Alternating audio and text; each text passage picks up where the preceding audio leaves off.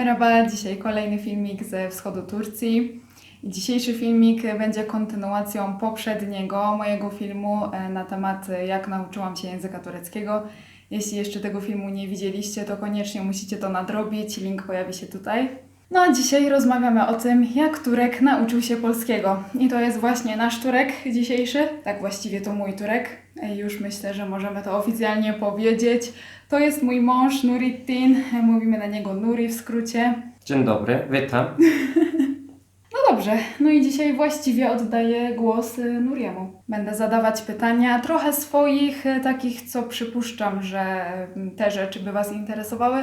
Trochę też pytań, które sami Wy mi zadaliście. Zobaczymy. No więc pierwsze pytanie. Czy naprawdę umiesz mówić po polsku? Tak, umiem. Ale po co właściwie się nauczyłeś polskiego? No, jak jechałem do Polski pierwszy raz w 2013 roku na program Erasmus, nic nie rozumiałem i wszędzie pogadali tak po polsku i to mi się brzmiało jakby było po chińsku. Bo za dużo macie spółgłoski razem i to wtedy brzmi psz, psz, psz, psz, psz. To mi trochę irytowało, że nic nie rozumiem i wszyscy gadają około i angielski też nie umiem za bardzo. Tylko na uczelni gadaliśmy dużo po angielsku z studentami i wykładowcami. Reszta tak w mieście, markecie, autobusie, na ulicy, sklepie, nieważne. Wszędzie tak rzadko było znaleźć osobę, która gada po angielsku, która umie coś po języku angielskim albo nie wiem, inny język. No i chciałem się uczyć polskiego od początku, bo chciałem się dogadać tak z ludźmi.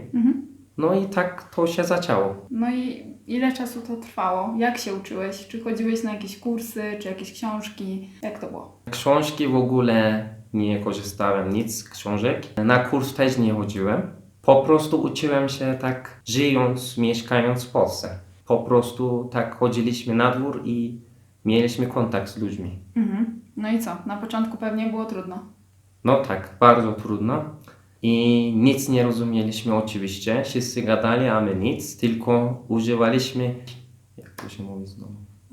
Mowę ciała mówimy. Mowę ciała. No. I jakoś się dogadaliśmy. Ale ja zawsze używałem taki sposób, że naśladowałem ludzi, obserwowałem jak gadają, jak zachowują. Na przykład chodziłem do marketu i przy kasie czekam kolejce. Nic nie wiem, nic nie umiem. Tam mówią ceny, dzień dobry i gadają i tak dalej. Ale każdy mówi reklamówka. Ja obserwuję, dostają reklamówki. I to powtarzałem tak, jak czekałem kolejce, że ja też to będę mówić. I czekam, moja kolejka jest, pani mówi dzień dobry i tam bipuję tak produkty.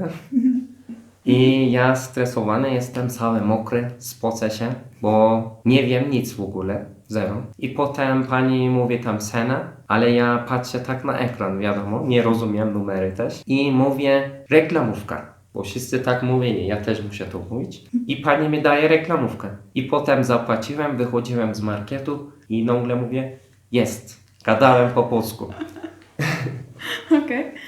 No dobrze, no ale nic, mówisz, że nic nie rozumiałeś na początku, używałeś mowy ciała, no ale na przykład jak robiłeś zakupy w markecie, to skąd wiedziałeś, co masz powiedzieć? No, dużo trwało zawsze zakupy, co najmniej godzinę. No, wszystko po polsku, wiadomo, że w obcym kraju nie ma po angielsku nic, po turecku w ogóle. Produkty też są inne trochę niż w Turcji. Musieliśmy przeczytać i z telefonem chodziliśmy zawsze, Google Translate. Wszystko napisaliśmy, wszystko tak tłumaczyliśmy i wtedy zrobiliśmy zakupy. A czy zdarzyło się tobie, że kupiłeś coś, co myślałeś, że to będzie coś innego, a potem coś innego się to okazało? Tak, na przykład kupiliśmy pasztet, było narysowane kurczak i było bardzo tanio. I kupiliśmy bardzo dużo, bo myśleliśmy, o kurczak sprzedają fajnie, tak, małej puszce. I jak wróciliśmy już do akademika, próbowałem jak to smakuje. Niestety za bardzo nie smakowało mi i musieliśmy dać komuś, no nie jedliśmy i dużo kupiliśmy. Poszło tak. Ale biedni studenci w akademiku pewnie się ucieszyli. Tak. A tak jakieś inne sytuacje, no nie wiem, ja wiem, na przykład dzwoniliście po różne rzeczy, żeby coś zamówić do akademika. Opowiadaj. Tak, dzwoniliśmy do taksówkarza, żeby zamówić taksówkę do akademika, gdzieś mieliśmy jechać. I dzwonimy, oczywiście nic nie umiemy, znowu jak zawsze. Dzień dobry. I mówimy taksy. I pan coś mówi po polsku, my mówimy akademik, piła, taksy. I potem on gada dalej, my mówimy tak. I do widzenia. I taksy przyjechał. Ale nie wiecie, co mówił. No. No ale Erasmus się skończył. Wróciłeś do Turcji. No ale co dalej było z tą Polską? Podobało mi się Polska jako kraj, ludzi i chciałem się uczyć dalej ten język. Próbowałem się uczyć w domu w Turcji, Dużo przeczytałem wiadomości, szczególnie w internecie i różne artykuły. Nic nie rozumiałem, tylko patrzyłem na ekran.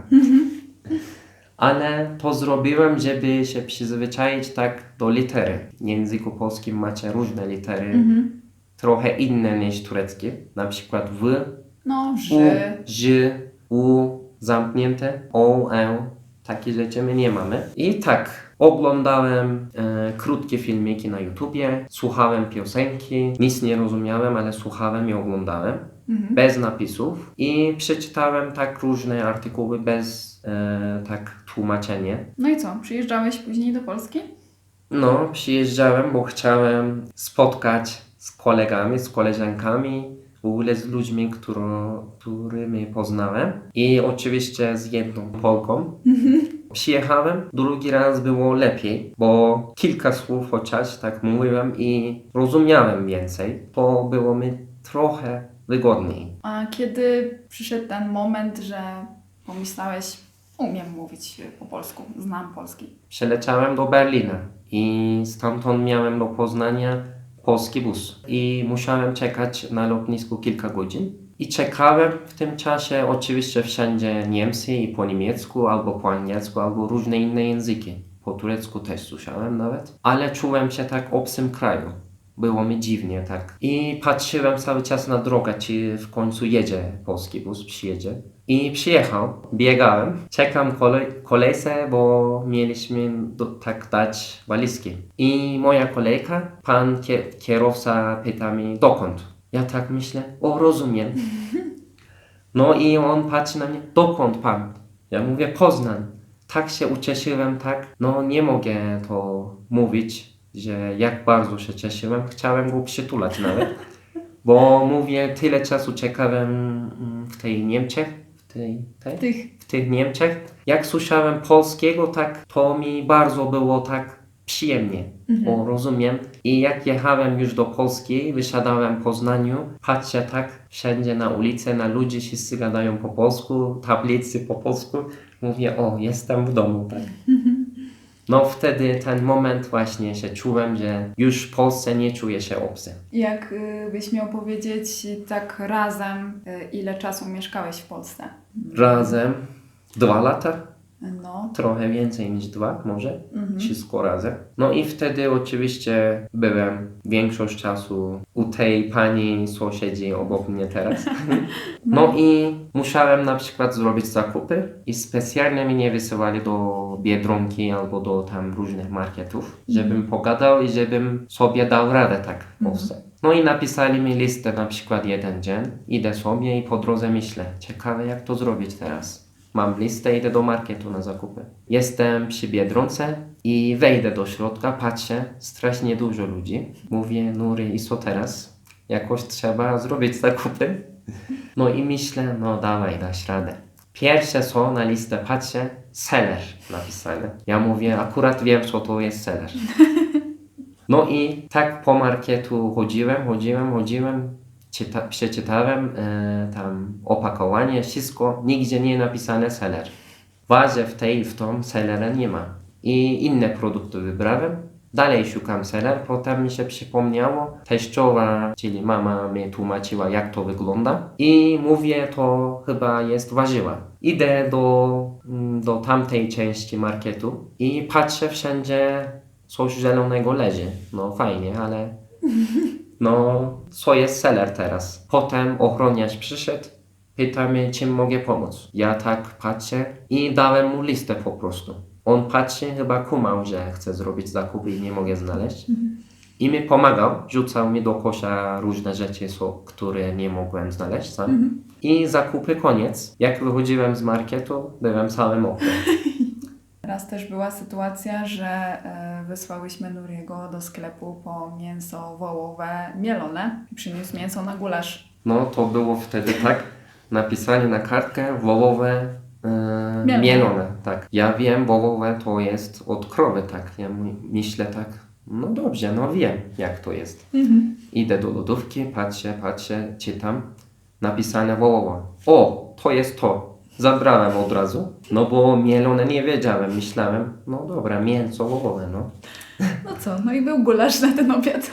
Albo się uczyłem języka, mogę mówić, od serialów, od programów na przykład. No dużo razy widziałem programach, mówią ludzie tak na przykład czaisz to, ale nie wiedziałem o co chodzi na początku. Potem myślę tak, jak zachowują, zobaczę, że coś gadają, a potem mówią czaisz to. Ja mówię, chyba chodzi o to, rozumiesz. No i zamiast tego sprawdzić na translatorze, sam sobie sprawdzałem do ludzi, tak, jak to działa. I do koleżanek albo kolegów mówiłem tak, czaisz to i reagowali. No tak, i się śmiali, że umiem takie coś. Zawsze tak obserwowałem, oglądałem i tak mi było łatwiej. A jakie programy oglądałeś? Na przykład codziennie Teleexpress, jaka to melodia. Seriale musiałem oglądać też. Na Bo przykład, domownicy oglądali? no, domownicy oglądali. Na przykład Barwy Szczęścia, jak miłość, takie rzeczy musiałem oglądać. No i programy na przykład, no trochę śmieszne, ale dlaczego ja? Dzień, który zmienił moje życie.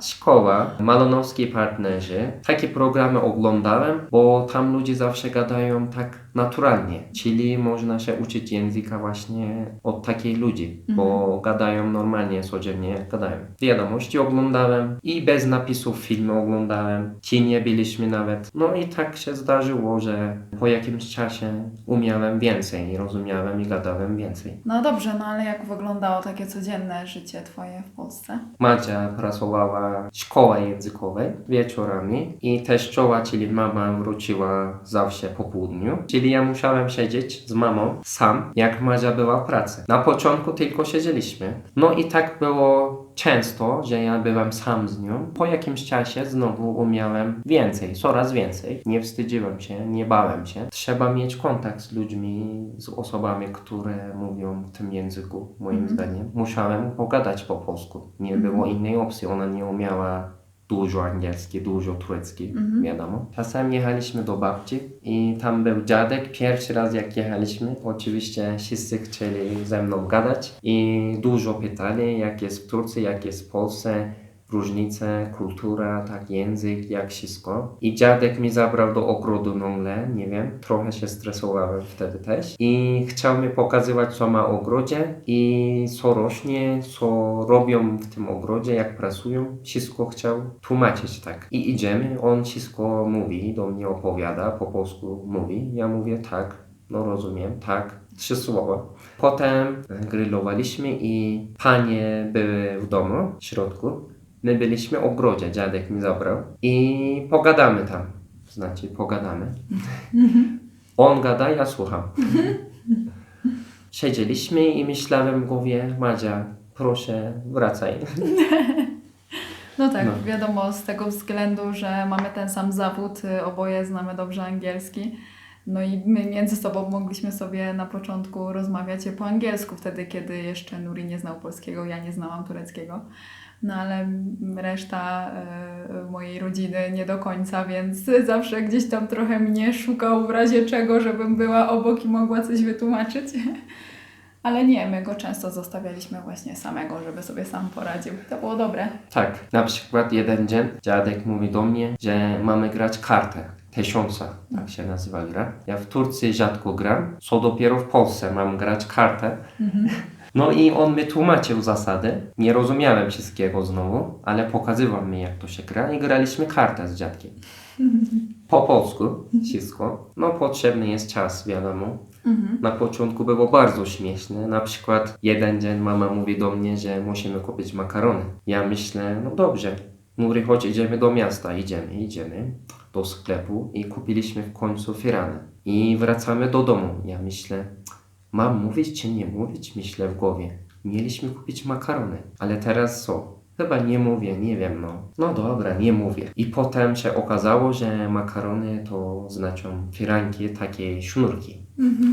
No, właśnie. No. Albo jeden dzień mama chciała ode mnie, Nuri, podajesz mi klamerki. Ja mówię tak w głowie, myślę, no dać, to rozumiem, no dać coś, ale klamerki co to jest? I potem ona sobie sama brała i pokazuje mnie, że Nuri, to są klamerki, nie zapomnij. I od tamtej pory pamiętam to słowo klamerki. No tak. Ja myślę, że mama często próbowała jakoś ci wytłumaczyć różne słowa albo pokazać, więc tu nie było większego problemu. Jeden dzień, teraz tak mówisz, przypomniało mi się. Idziemy tak w mieście znowu. Nie wiem, coś mieliśmy załatwić. I jakiś budynek jest taki stary i nie wiem, historyczny, wygląda pięknie, podobało mi się. Mówię, co to jest tu? Co to jest? Umiałem wtedy. Ona mówi sąd.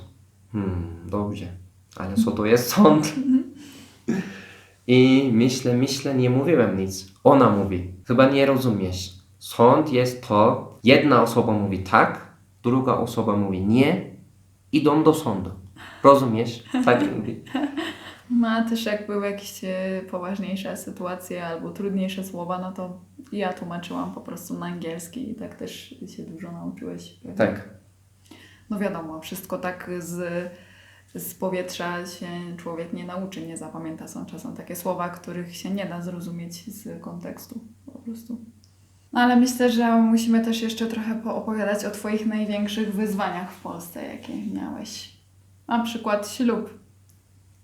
Tak? Zapomniałem o tym.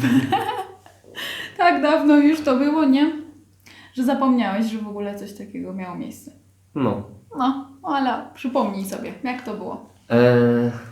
Miało być ślub, wiadomo, i poszliśmy do urzędu, żeby zamówić datę. I pani tam pyta, czy ja umiem w ogóle po polsku, czy mówię po polsku, bo co, jakiś Turek przyjechał i chce brać ślub w Polsce. I pani mówiła, że chce robić test, czy rozumiem. I wtedy już zaczął się stres.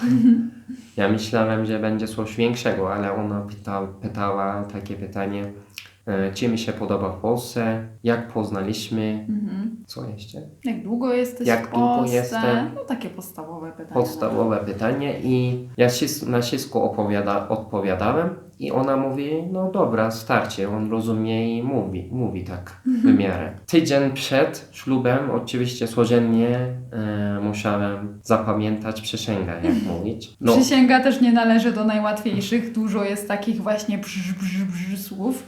i poszliśmy potem ten dzień. Było stres oczywiście, raz, że ślub biorę z Polką, czyli tak obcy krajowiec. No. Jestem w obcym kraju, nie umiem dużo polskiego. Na sali są sami Polacy, tylko ja, jeden Turek. Wszystko jest przeciwko mnie. Tak? Dużo stresu. Jakoś było i przysięga, wszystko mówiliśmy ładnie, podpisaliśmy. Tak, ja myślę, że pani urzędnik miała większe problemy z wymówieniem naszego nazwiska niż my z przysięgą, także bardzo się ładnie udało. No tak, ślub było tak, no. No, ale później jeszcze też były dwie następne rzeczy. Najpierw po to, żeby mógł dostać w Polsce kartę pobytu i żeby mógł w Polsce mieszkać, no to musieliśmy parę rzeczy załatwić. Przede wszystkim byliśmy wezwani na przesłuchanie do Urzędu Wojewódzkiego. No i jak to wyglądało? Pani przyszła i mówi, państwo są to para, co mieli na dzisiaj umówieni. My mówimy tak. I przesłuchanie będzie po polsku. My mówimy tak. Tłumacza nie będzie. I potem ona mówi zapraszam. I do mnie mówi zapraszam najpierw pana. Ja myślałem tak, w ogóle nie byłem gotowy. Myślałem, że najpierw ona idzie, a potem ja. I do jakiegoś pokoju tak poszliśmy, zamknięte. Kamera jest, mikrofon jest. Wszystko będzie nagrywane, ona tak mówi. Ja mówię teraz, no zaczyna się znowu. I siedzimy, ona zadawała mi różne pytania i na wszystko jakoś odpowiadałem. I to trwało 1,5 godziny. Ja byłem sam i wszystko chyba ładnie mówiłem, dałem radę, nie wiem. Tak, później ja byłam przesłuchiwana też przez tą panią i ta pani zadawała mi te same pytania, później po prostu porównywała nasze odpowiedzi. Chodziło o to, żeby sprawdzić, czy się wystarczająco dobrze znamy, czy to nie jest takie udawane małżeństwo. Nie? I ta pani mi wtedy powiedziała, że super ci poszło, że wszystko rozumiała, co mówisz, także No, tak. było okej. Dobrze to poszło, ale później też jeszcze był jeden etap, kontrola policji. No, ja byłem w domu sam. Madzia była w pracy, mama też i pukają do drzwi, tak patrzę z tej małej dziurki. Policjanci stoją. Ja mówię, i co teraz? Mam otwierać czy nie? Udawać, że mnie nie ma w domu? Otwieram, mówią, dzień dobry, no dzień dobry. Obywatel Turcji? Tak. No możemy chwilę porozmawiać. Ja mówię, zapraszam. Stresuję się jak zawsze, spocę się. No jeszcze policja to w Jeszcze ogóle... policja. Ja mówię, co teraz? Będą mnie aresztować, nie wiem, deportować, wysyłać do mojego kraju? I siedzą tak, pytają różne pytania. Mam pokazać paszporta, że jak poznaliśmy, czy tu będziemy mieszkać, czy będę pracować i gdzie, czy szukam pracy, jak było ślub, kto był na ślubie. Wszystko musiałem tłumaczyć, jakoś mi się udało. No i to im chyba wystarczyło, bo kartę pobytu ostatecznie dostałeś. No. Nie było problemów z tym. No ale to takie największe chyba twoje zadania w Polsce. Tak. A co było dla ciebie najtrudniejsze, jak się uczyłeś polskiego?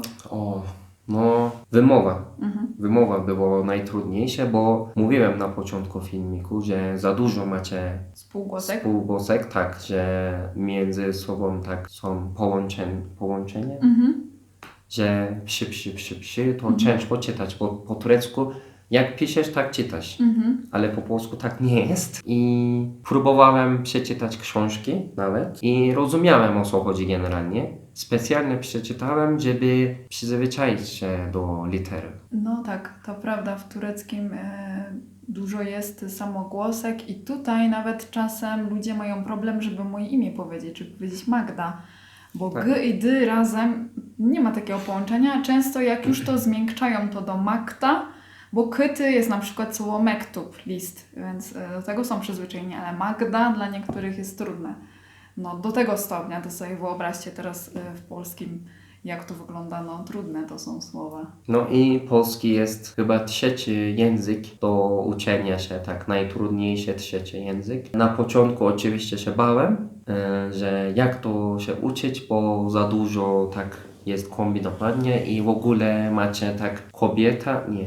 A, rodzaje różne No. mówisz. Męski, żeński. Męskie, jakie?